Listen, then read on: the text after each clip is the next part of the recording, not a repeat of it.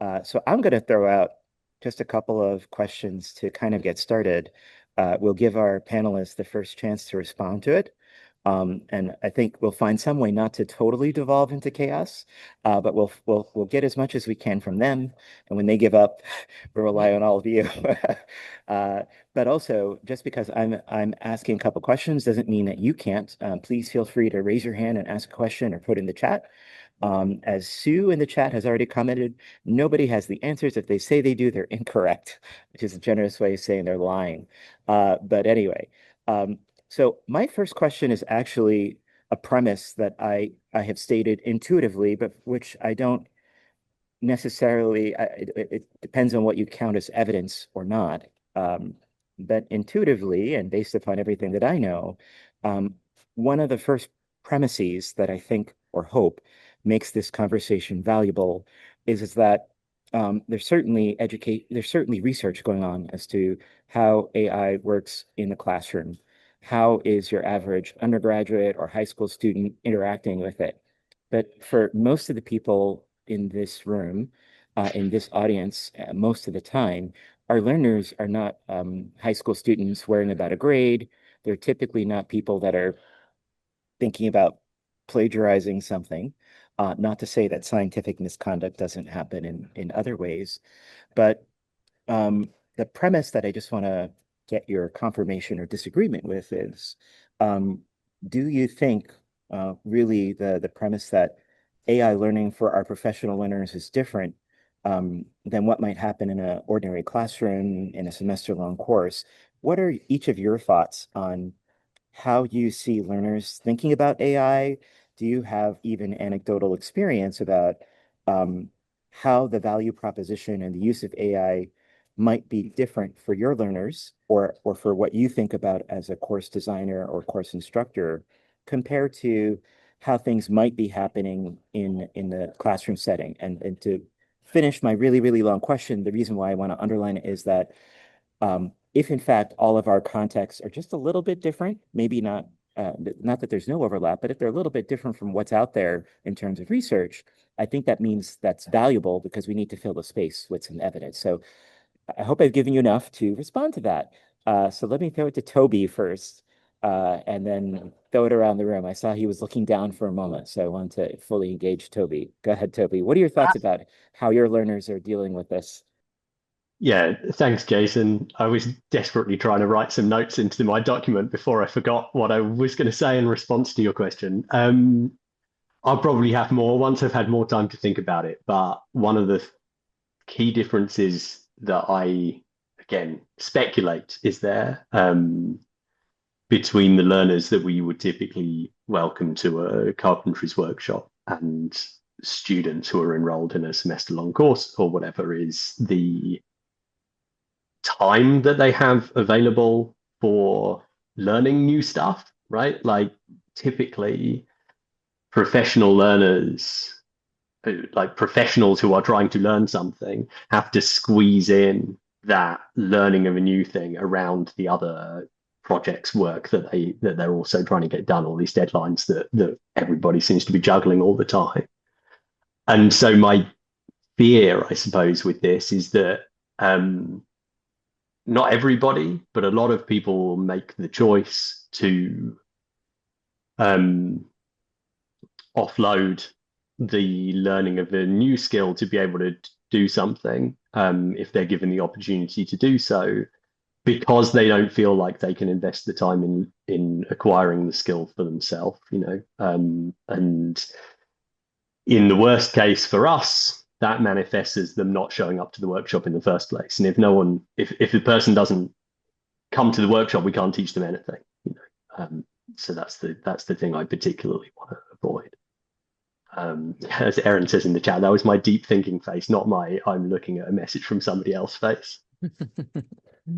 Michelle, what do you think about this? How does that Um, this mesh? yeah, so I agree with Toby, and I think it's a trade-off. most individuals engaged in short format learning are coming because they're at a point in time where they really need that learning, particularly in a bioinformatics analyses. And Toby's correct, is that they're trading it off. I only have so much time. Am I going to learn an AI tool or am I going to learn some bioinformatics analyses? I think that comes into play as well. But I want to draw a similarity, and it's maybe pre-classroom, because all the applications that we get now are all AI text-generated applications to attend a workshop. So there's a similarity there in high school students, like, just write me, fill out this, application with my research needs. And I think it's unfortunate because it's disingenuous about really what is your research need, and it kind of leads to a more heterogeneous uh, audience in your classroom, which we already are dealing with, but it just adds to it. That's my similarity. Geert, what are your thoughts? Um, yeah, so of course, also agree with Toby and Michelle. In addition to that, what I think is also a difference is that, well, we usually teach um, postgraduate courses, which means people already have a critical mindset and they already have a bit of an idea what can be done and what cannot be done with, for example, large language models.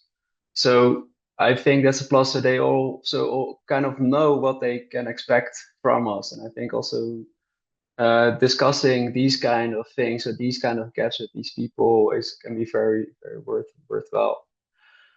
Another difference, and I think that's a very obvious one, and you already shortly touched upon that, Jason, is that in regular education, people tend to work towards an exam. And that's the main thing they want to accomplish, right? So they want to do that trick, pass the exam, and go on to the next. Well, typically what we teach is, like Toby already mentioned, is how they can implement that skills and knowledge to their work directly, which is a pretty big difference.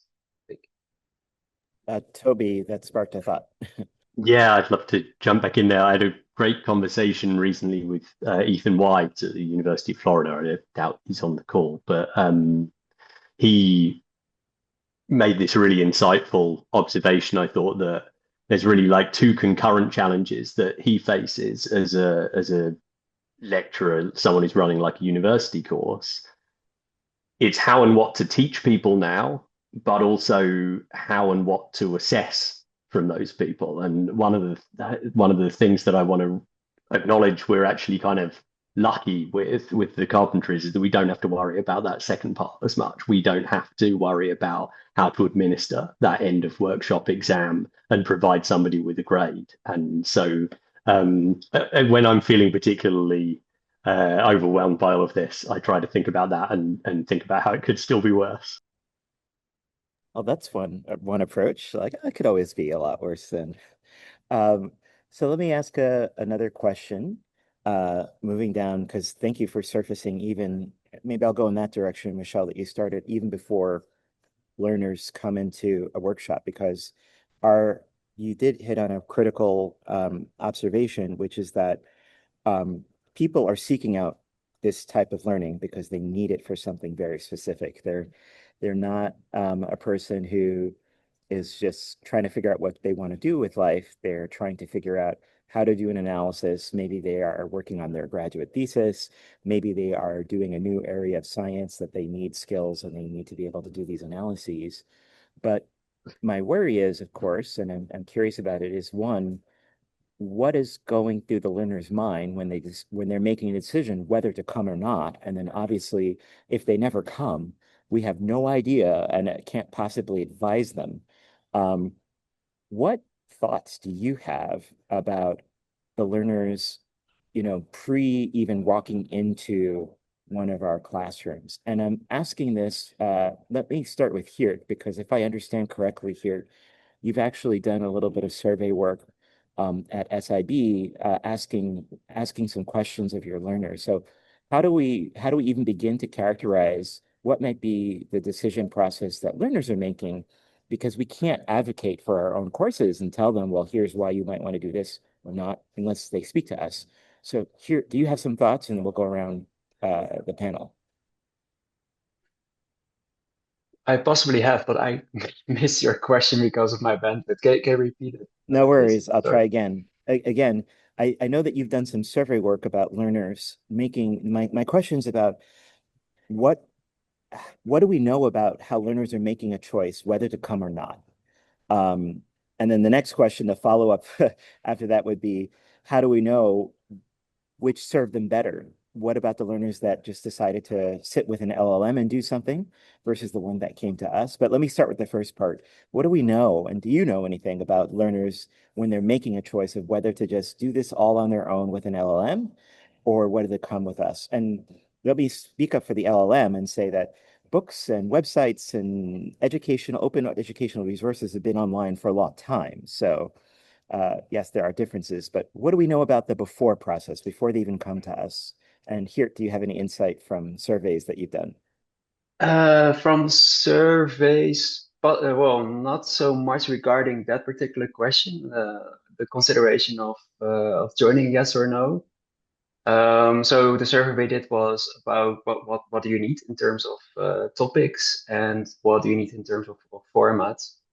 Um, for answering that question, I don't think that's super useful. Possibly for other discussion, it is. What I can say about it is that for the people we teach, going to a course is a big investment. So they really need to make a choice to actually go to a course. They really need to be convinced that it's useful for them. And that's also for us to consider, are we providing things that a large language model cannot provide? And I think in a lot of aspects we can. Of course, the direct contact with the experts is one of them, but also the networking is an important aspect of that, I think. So yeah, possibly we should think about what can we provide as short format trainers, what a large language model cannot provide, and how do we communicate that to our potential learners. Toby, Michelle, any thoughts? Yeah, no, I fully agree. It's this distinguishing the learning objectives and distinguishing the benefit to the audience member over an LLM. But I think in thinking that way, an individual who is maybe already on the computationally savvy perspective, we've maybe potentially lost that audience because they will use LLMs to do, the analysis for which they would have typically come to the workshop for. And I think if we try to gain back that audience member, it's maybe taking the advantage of, the interpretation of outcomes or the as something that the LLM cannot necessarily do to the same level that a human can do. So I think it's maybe us as educators rethinking how to position ourselves and what we are delivering in the context of AI LLM environment. Toby? Toby, oh yeah, because it seems we're funneling down onto the value proposition. So Toby, what are your thoughts here? Yeah, okay.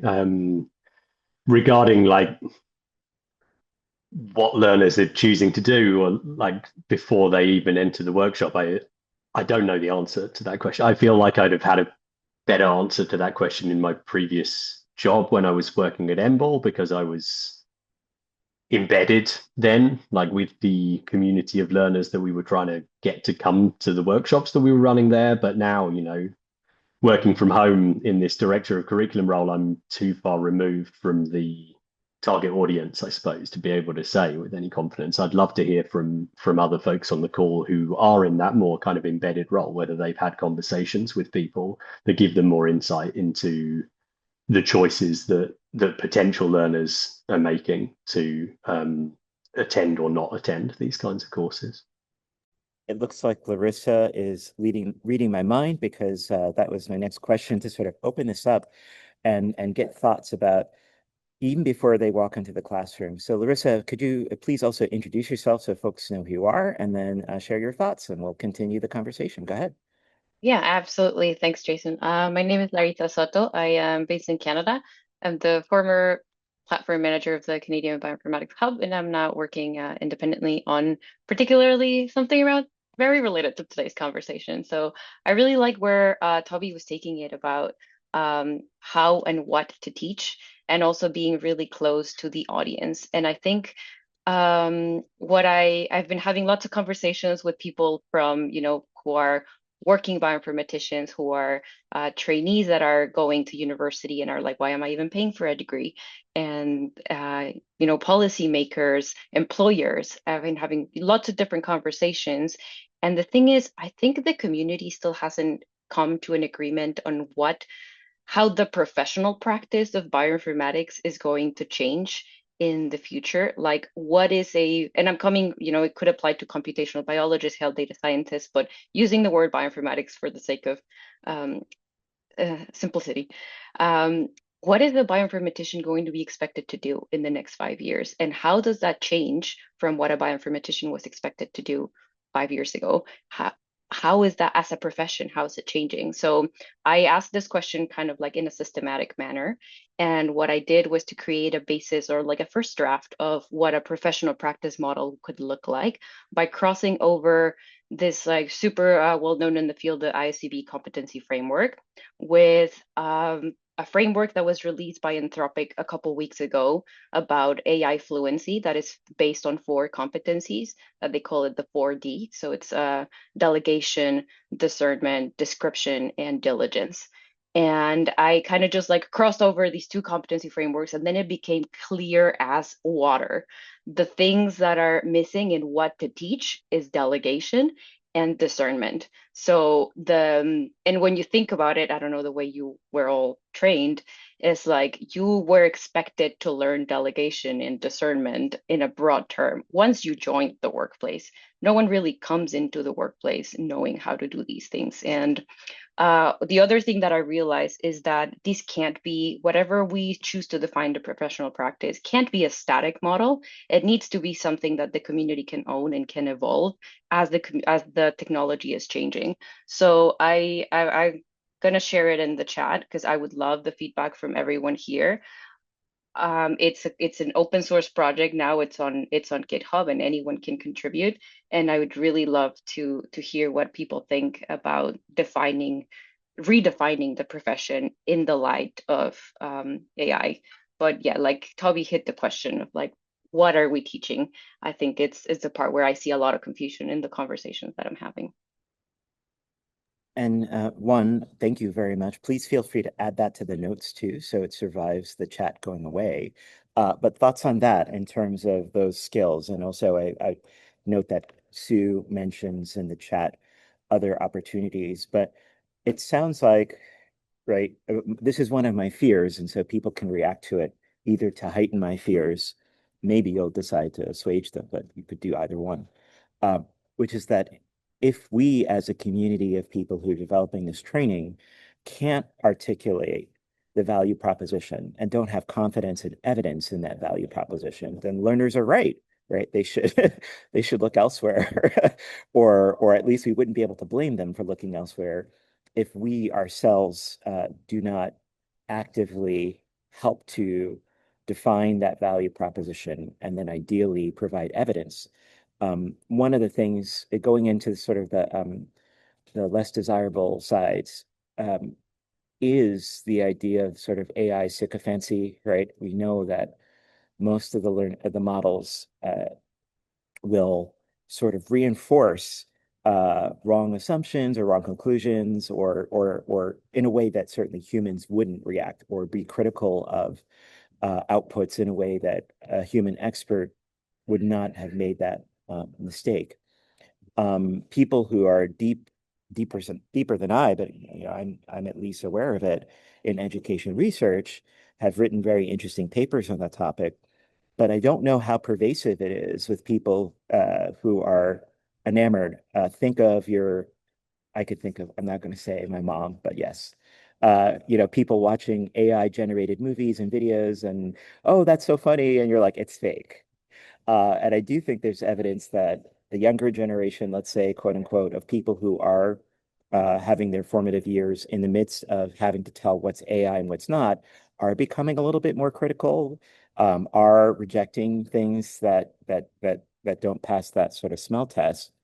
But there is a danger there of also people using LLMs because of convenience and still not really being aware of the dangers. What are some thoughts that any of you might have of that on the panel? And of course, I'm going to increasingly open this up and try to poke the audience for questions. But what are your thoughts about that? And or does anyone have any experience, maybe firsthand or papers or otherwise, of cases where researchers, people that we interact with, might have used AI thinking, well, I'm being it's too softball question, but do you have any experience that you'd like to share about where AI has gone awry in the learning process because it hasn't delivered the results the learner would have needed, or the learner's not in a position to even criticize or be critical about those results? What are thoughts here? Anyone, including non-panel? Yeah, Michelle. so last week we held the first Canadian Bioinformatics Hub conference, and the AI, of course, was a topic of conversation. And I think one of the major fail points of using AI will be when you don't know the underlying concepts outside of AI. So when you don't know how to write and you're using it to write, when you don't know how to the fundamentals around coding and you use it for coding. And so this was something that came up repeatedly last week. This goes into a conversation I had with you, Toby, and then I'll come to here around the idea of, and this is mentioned several times now by all of you and also Larissa, I think, about what to teach. And does our role as teachers now become really doubling down on fundamental concepts, mental models, and basic knowledge, so that a learner who chooses, because naturally at some points you're going to be using AI in your workflow, how does it change what we teach to reinforce those concepts? Toby and I talked about, oh, now test-driven development is even more important. Let me hear from you, Toby, and then I saw a hand or two poke up, and then here.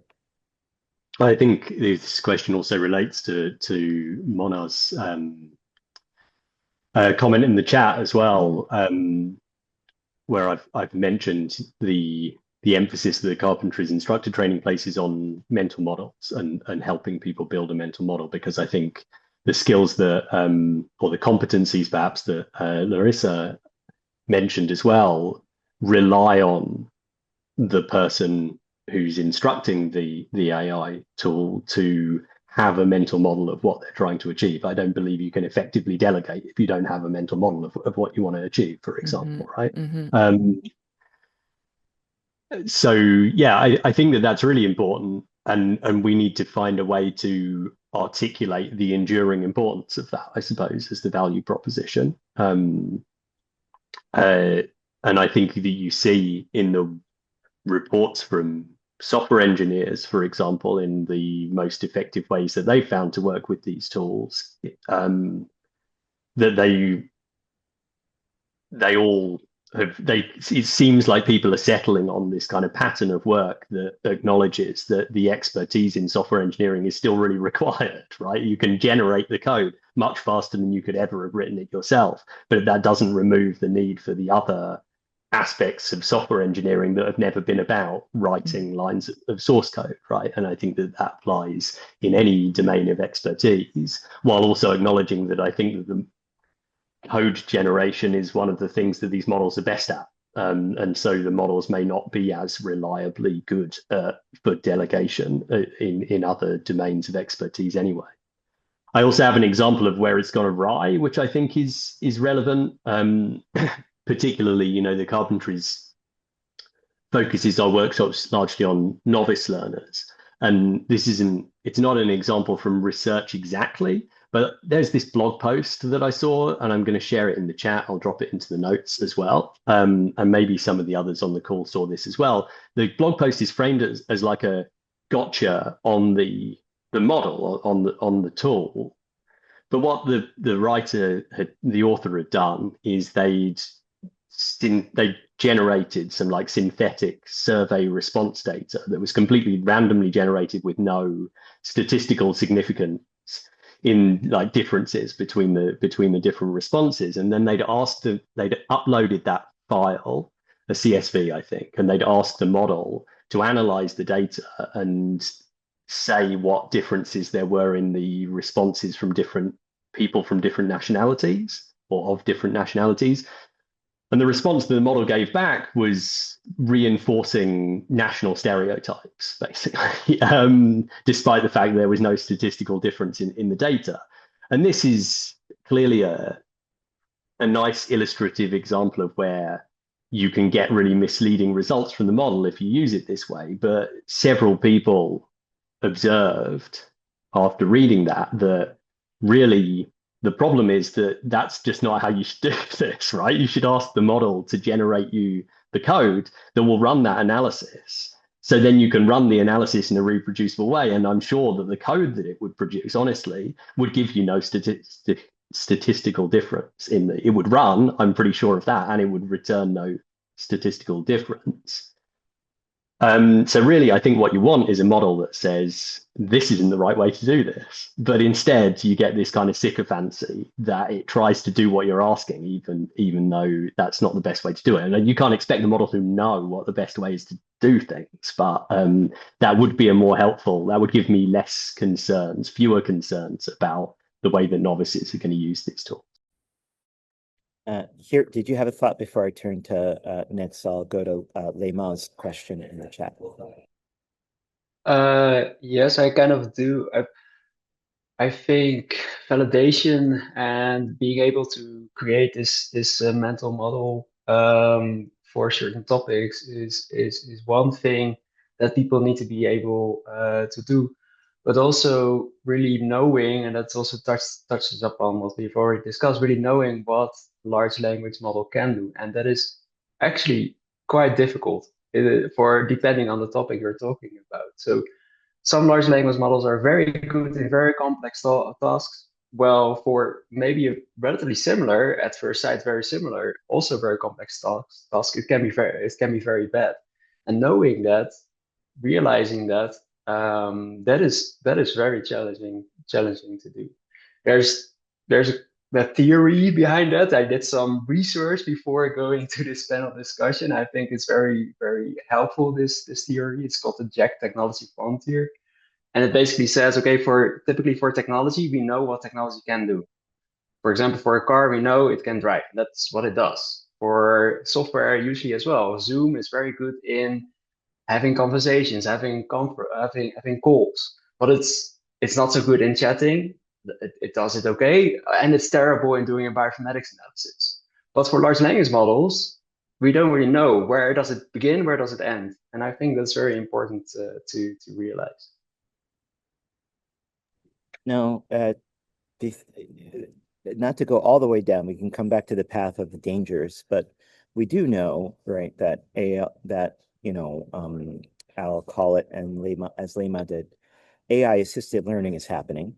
And so I'm curious, are any of you or anyone in the room using AI assisted learning in some way? And in that case, where you have found a way to use it in a way that you see value, or that your learners appreciate it, because I do think, right, AI assisted learning is a thing, and there are probably places where you can validate its value in some places.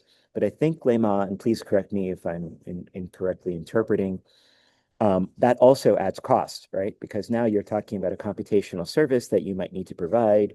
Do people have insights into that, or is anybody doing that and also thinking about, oh my gosh, my model has changed, or it's no longer available, or I'm thinking about integrating AI into a course in this way? For example, using AI to do type of assessment questions or assessment exercises where you think, okay, hey, comfortably, if I'm learning tidyverse and I want to be tutored by the AI, that might be a good way to learn when you can at least see the some parts of it, the graphics. What do people think about that? And or Lema, do you want to jump in, or other people who are on the call? Um, is that a point that anyone has insight into in terms of availability and costs? And Michelle raised a hand. Yeah, I'm just going to start back at an ISMB workshop in bioinformatics that we did where we put all this community of educators in a room and gave them, discrete aspects of the learning process to explore AI tool usage with, assessment or curriculum development, etc. But also like, building an exercise or bug testing and coding. Um, we wrote a paper on it. Unfortunately, no bioinformatics journals considers the educational realm of things an acceptable paper content. So we are working to try and figure out how to get that into the public space because I think it is a starting point for your question here, Jason, about the use of AI tools and some of the things that distilled out were like, you know when you're teaching coding and an individual comes across a bug, it can be used for like bug checking and the like, and correcting some minor elements of code. When we talked about assessment, that was a possibility. I think it's more of a possibility in short format. But the flag came up for long format academic assessment because of privacy elements. And I'll maybe stop there and let the other panelists add in. Or anyone. Or anyone. Yeah. I I don't know. I think it's a problem that's very similar to thus, anybody, for example, is doing kind of cloud computing resource where they're worried about I need to now provide this or make sure. So it's an interesting topic. Um, but let me also pull out something in the chat and I'm going to call on Alex, just because uh, I don't like it when I click on every email and it says, "Oh, do you want the AI to summarize this three sentence?" But Alex, since you put this into the chat, I'm going to assume that you know a little bit about this. And you mentioned this idea about adapting our learning and outcomes, formulating learning outcomes, and you mentioned unblooms, which I'm intimidated already because it's trademarked. But could you share a little bit of your thought about this new concept? And then I'll encourage people to look at it in the chat as you shared a link. But what are your thoughts on that? And could you describe it for us? Unfortunately, I didn't go into all the details of this publication, but I saw it recently because of my studies. So yeah, for also being able to be a teacher, because yeah, there of course the University of Applied Sciences from the educational department, they are strongly advocating for using Blooms, also for K-12 and lower education. And then I read about this concept or reshaping of the Bloom's taxonomy, and obviously the problem which was already mentioned before, that when looking at all the graphs of the Bloom's taxonomy, we always see pyramids, and this means some people have the idea we need to go from the bottom to the top in skill levels, and so this is something which this new theory as well is disputing a little bit, that we need to think more like in a, yeah, how should I say, a fluid way of acquainting our knowledge and skill levels in the new realm now. But have a look at this type of discussion. It comes up a lot in the more modern way of looking at education with AI tools. Maybe one last comment. I tried to do own experiments with tutors, and if you steer Gemini, for instance, in a way with let's say reasonably directive prompting strategies, it can be good, at least for the, let's say, the higher level of high school students. we didn't try out for our businesses in bioinformatics yet, but I would be really curious how this goes, in fact. Because even for the K-12, I saw if you're how to say asking very general questions, please tell me about, I say something now, hydrolysis. Some AI models are giving sophisticated answers, but you cannot really distinguish from the perspective of a 17-year-old whether it's correct or not. So you really need the level higher from university knowledge to tell whether it's still correct or not. So that's really a big problem. Yeah. Can we So I go to have no Toby's? experience with our learners, in fact, at scale. Yeah. Oh, I'm going to come back around to that thought about experience and what don't we know. But let me go to Toby's hand, and then I want to call in Adrian for something he dropped into the chat. But Toby. Yeah, okay. So for learning like on your own, at least, I dropped the links into the chat, but these skills from Cat Hicks that are designed to encourage the model, the agent, to set your learning goal properly and then kind of hold you to account as you try to learn those things seems to work reasonably well. I've only got very limited personal experience working with it, but I've read quite a few people who are reporting at least very positive experience working with this. And if you dig into the way that Kat has written those skills and the kind of research that she's linking to back it up and so on, I think it is on the right track at least. I will also say to put to the point that, or one of the points that Alex was making, I have seen, now that you can dictate to the chatbot or to the model that you're working with what kind of role you want it to take and what kind of role you want to take as well, and that can really influence the kinds of responses that you're getting and the kinds of relationship effectively that you're having there.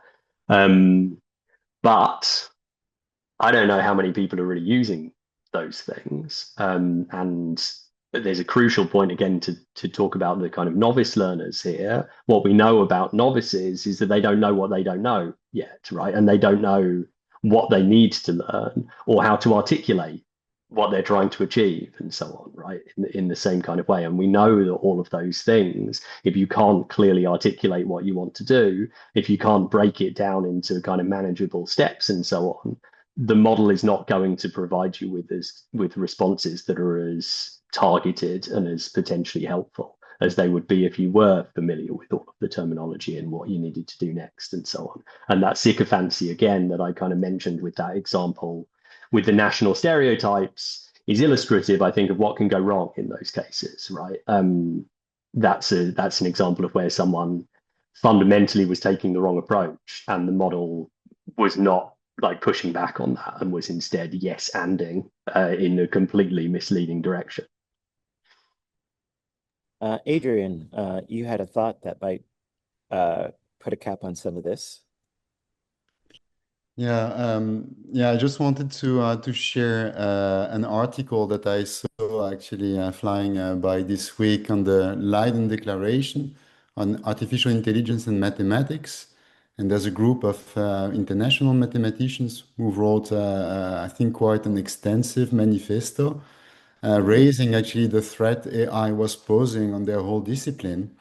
And I have the feeling that many things we are discussing today on bioinformatics is very similar to the type of warning that they've been raising. And it's true that bioinformatics is not just the ability to actually run a workflow. It's a bit more than that, and we add value not only by actually producing results, but also by actually helping researchers that can be non-bioinformaticians to maybe revisit their experiments, to do additional experiments, to understand the different steps of the workflow and what is done in terms of choices, in terms of filtering, trimming, etc. So I think here the human value of the bioinformatician in actually understanding all the different stages of the workflow and being able, of course, to convey that to participants of a workshop is something that is highly valuable and that will be hard to replace by an LLM. I'm certain that LLMs can build workflows, and I'm certain that many of them can be useful, but they will be useful to bioinformaticians who understand what bioinformatics is. So I still think that we will need trainers in the future. But yeah, I was just wondering, do we need to write also such a manifesto? Turns out that this one has been written in the Netherlands, where I'm currently based. So maybe we can offer the Utrecht Declaration, where I'm currently based, if you want, guys. But just I'm We happy to appoint absorb you as the lead. your thought. Okay, thanks for the Michelle, you discussion. wanted to say more than that, maybe. I don't know. You unmuted. So, what are your thoughts on what should we? This nicely segues in our last 10 minutes about what can we do and what should we be doing, both from evidence or idea gathering to actually taking positions. What do you think we should be doing? How do we move from these conversations that are digging up information and anecdote and then actually do something concrete? So, Michelle, can I throw that first to you and then we'll see what other people think? I think more of these conversations, the knowledge exchange between us as, educators is vital. I I see a lot of parallels with like when Wikipedia came out. And so it was this really like, well, do we trust it? That's like, it's hallucinating in its own way.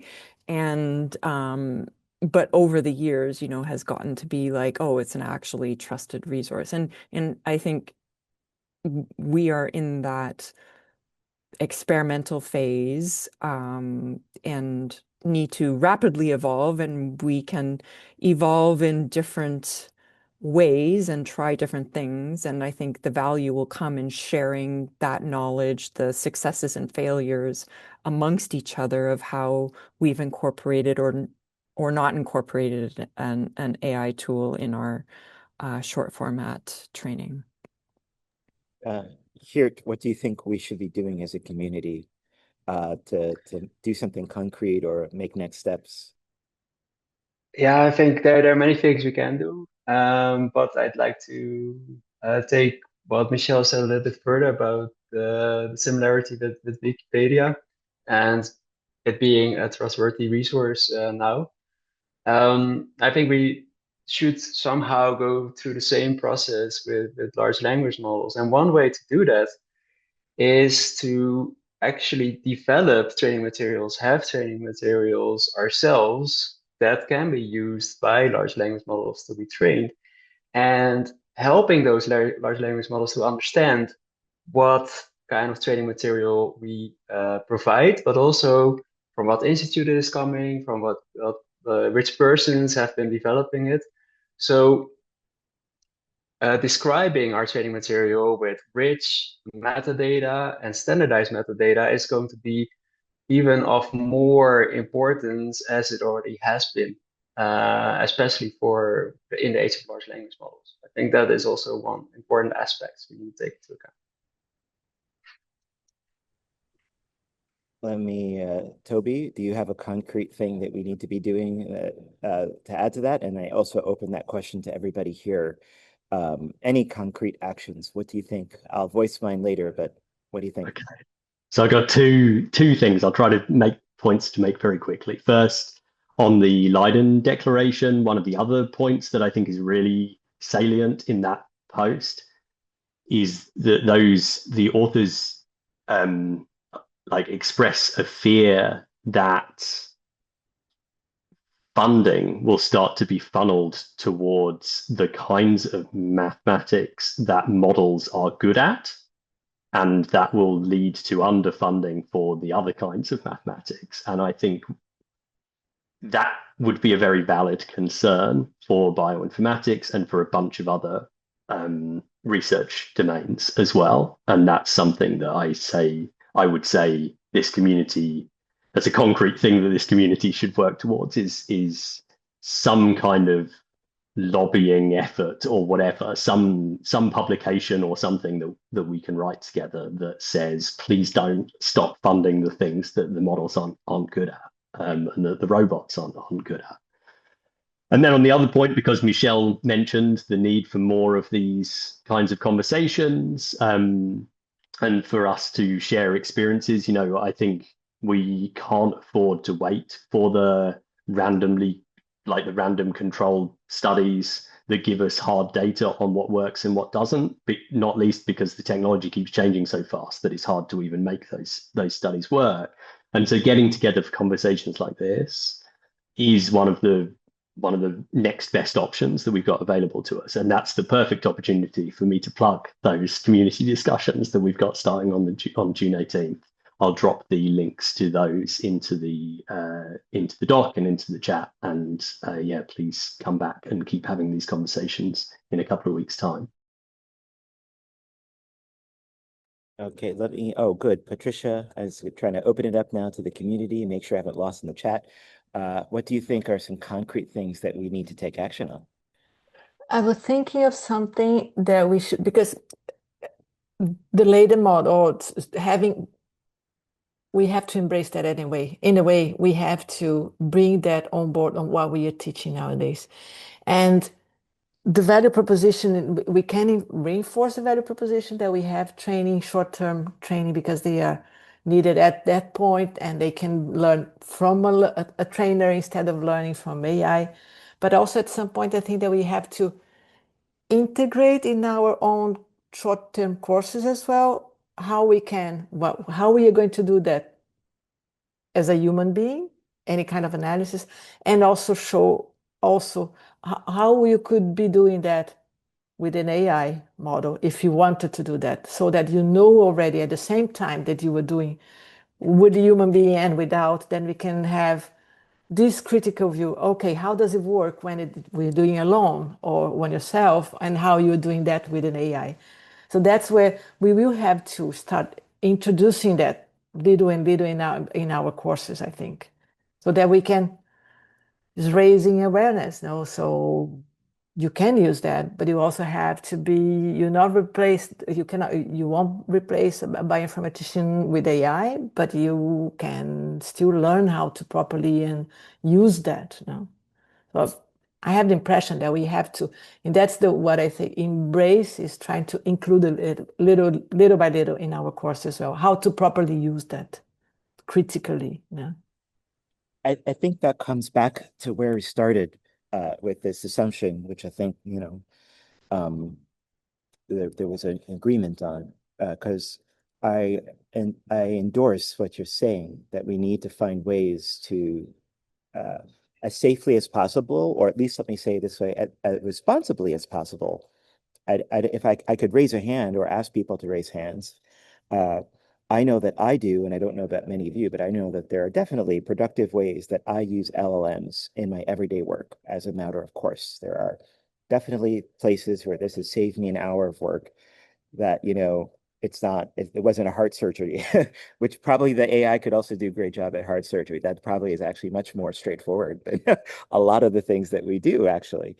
But all of that said, um, what I am definitely for the things that you're advocating for, because my thought is that we are a very small niche community. People who deliver professional development is already a smaller community than just education in general. And then people who are specifically focused in bioinformatics and life sciences is a subset.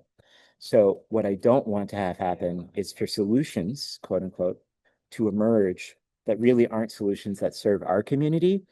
And then people think, well, it's solved because it's solved for the test case that was developed for ninth graders in high school, taking chemistry. Maybe we can use that same solution sometimes, but other times maybe that has nothing to do.